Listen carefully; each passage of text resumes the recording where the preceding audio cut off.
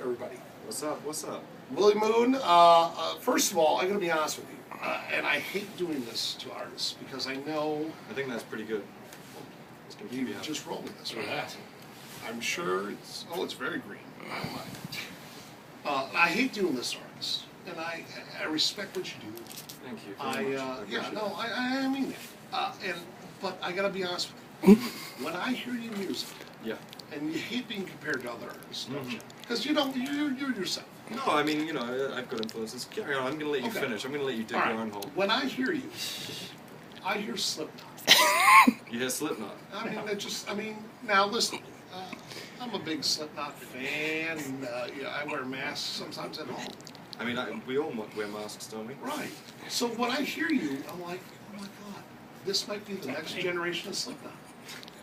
Do you get that a lot? I get that all the time, you know what?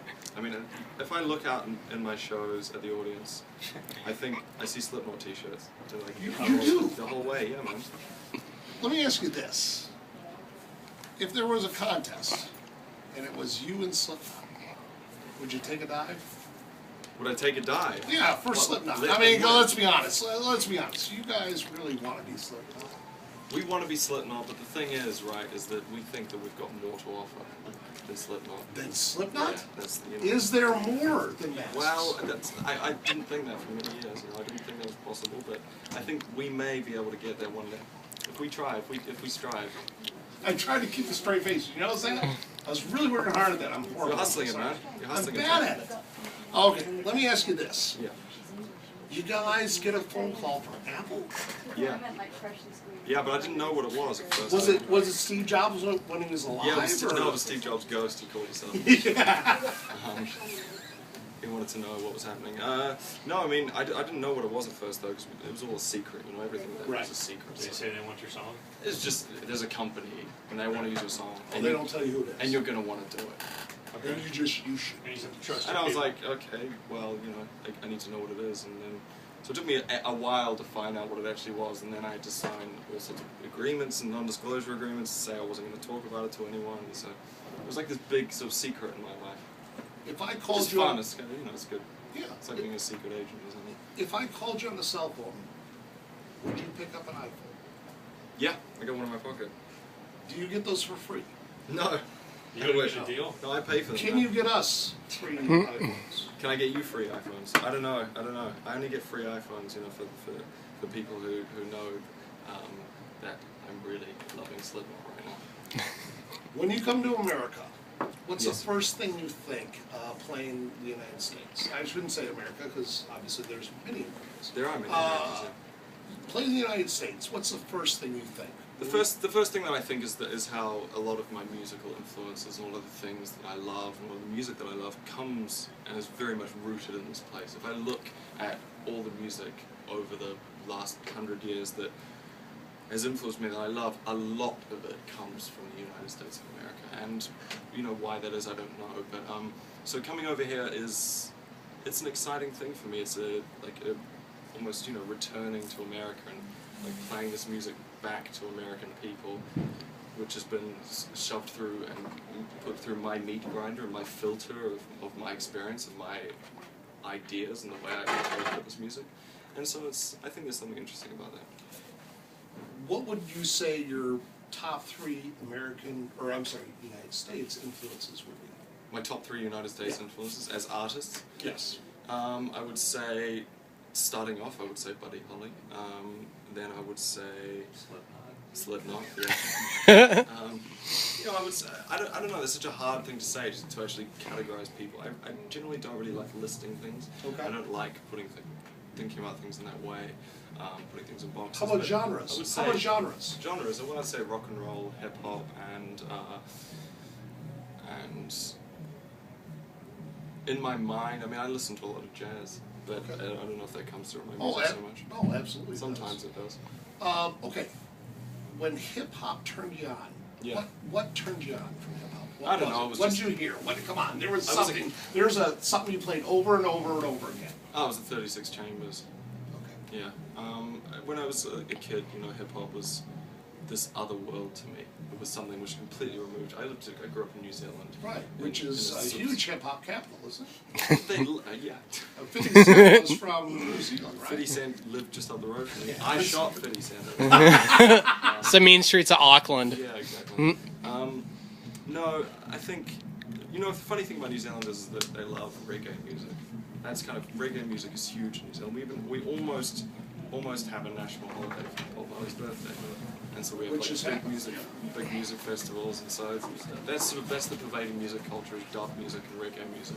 And then everything else kind of works around that really. There's a big indie culture, of course, the Flying Nun records, but I don't know, hip hop was just completely alien to me. That music seemed like it was coming from a world that I had no conception of, and it kind of just fascinated me. It was, when I was a kid, I read science fiction books. I was very much into escapism, and so this was just another form of escapism for me. Southeastern Asia has really blossomed as far as a place where artists want to go play, and now a lot of music is coming out of there. What is that attributed to? Southeastern Asia. Yes. You do a lot up there, don't you? Up and down, come on. You calling New Zealand Southeastern No, Asia? I'm calling you the southern part of Southeastern Asia. Ah, come Nothing? You need to go back to geography lessons. Nothing at all? I mean, what's your picture of the world right now? Well, what I think about when I think about that, when Bob Lesvets goes over and speaks to a conference that includes Australia, Southeastern Asia, and that, and it's kind of about The Pacific region. Well, yeah, Pacific right, region. and maybe that's fair to okay. say, and maybe I was Yeah. the Slipknot fan that I am. Yeah. Maybe I misspoke. Yeah, that was fine. So the Southeastern Asia. That's not The right music at is all. coming- Why don't you correct me again? No, you're right. The No, music you're is coming right. out of, I don't know what's going on over there. I mean, I think music is it comes from everywhere. It comes wherever people are inspired, and so I don't know if there's anything specifically going on down there. I haven't been there. I live in London. Okay. I'm Right, kind that's of- right. That's not fair for me to say, because you're right. You grew up there, but then you Yeah. went to London for your career. Yeah. Let me ask you this: what's more important, being a star or being a lifetime career musician? I would prefer to have both. That wouldn't be bad at all. Yeah.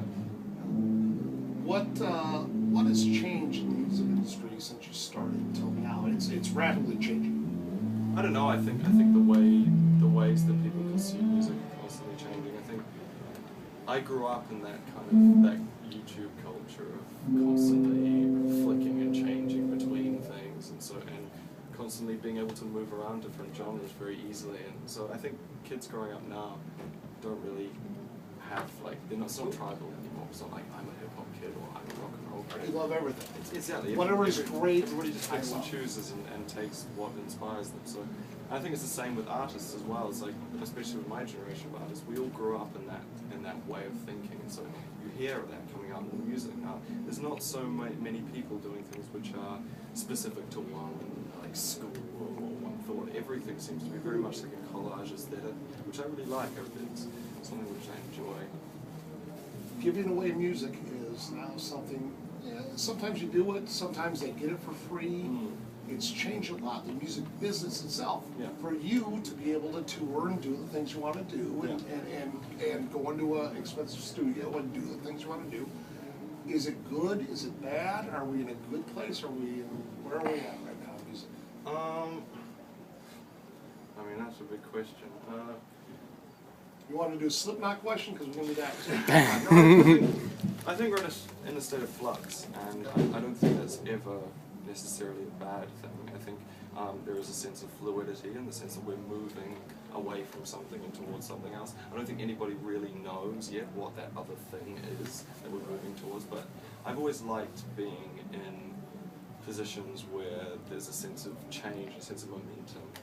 And I think there is a real sense like that in the music industry right now, that people are moving towards different things, and it's there's an opening and a sense of possibility, which I like. Last question. Do you mind replying? Yeah, no. I'll let you go. Maybe just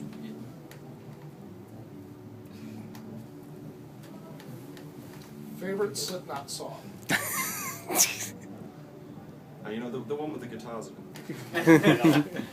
Willie, you've been fantastic. Thank you very You much. really, and honestly, my ignorance comes through strongly. Your ignorance is my bliss. There we go. See, somebody likes me. My wife is not even here, is she? If she could only see. Hates me. Hates me. I mean, hates me. It's kind of, it's an occupational hazard. That's okay.